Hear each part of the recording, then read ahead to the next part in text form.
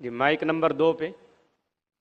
سر میرا نام پرنب نائک ہے اور میں مرچنٹ نیوی میں کام کرتا ہوں۔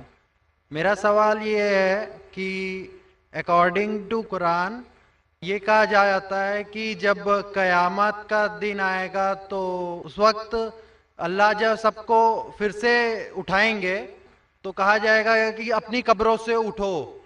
تو ہم ہندوؤں کا کیا ہوگا، کیونکہ ہماری تو کوئی قبر نہیں ہوتی۔ بھائی صاحب کا سوال ہے کہ وہ کہتے ہیں کہ قیامت کے دن جب اللہ تعالیٰ واپس سے ہمیں دوسری زندگی دیں گے تو کہیں گے اپنے قبروں سے اٹھو۔ ہندو بھائی صاحب پوچھے کہ ہندو لوگ تو قبر میں دفنائے نہیں جاتے، ہندو بچے دفنائے جاتے نا؟ ہندو بچے ہندو مذہب میں چھوٹا بچہ ہے اس کو جلایا نہیں جاتا، اس کو دفنایا جاتا ہے۔ پھر بھی کئی مسلمان ہیں جو ڈوب کے مرتے، جو جل کے مرتے، ان کو بھی دفنایا نہیں جاتا ہے، جن کی ہمیں ملتی نہیں۔ یہ جب اللہ تعالیٰ کہیں گے کہ پھر سے ہم زندگی دیں گے، ضرور نہیں کہ آپ قبر میں سے لے آ جائیں گے، جو بھی انسان مر چکا ہے اس کے نئی زندگی دی جائیں گے۔ قرآن مجید میں اللہ تعالیٰ فرماتا ہے کہ اللہ اس میں جان ڈالیں گے، پھر موت دیں گے، پھر سے جان ڈالیں گے۔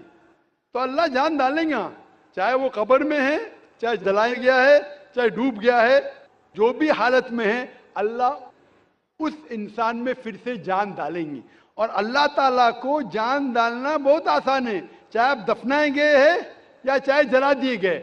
اللہ تعالیٰ فرماتے جب غیر مسلم کے اعتراض کرتے اللہ سے اور اللہ سے پوچھتے ہیں کہ جب آپ دفنائے جائیں گے اور قیامت کے روز جب انسان اٹھائے جائیں گے تو اللہ تعالیٰ ان کو ہڈیاں کو کیسے جوڑیں گا؟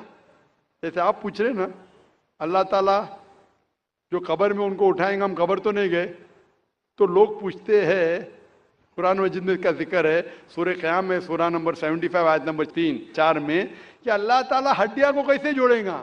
تو اللہ تعالیٰ فرماتے ہیں اللہ ہڈیاں کو ہی نہیں جوڑ سکتا ہے، آپ کے انگلیوں کے پور پور کو جوڑ سکتا ہے۔ انگلیوں کے پور پور، آپ سوچتے ہیں اللہ تعالیٰ کیوں کہتا ہے کیا انگلیوں کے پور پور کو جوڑ سکتا ہے؟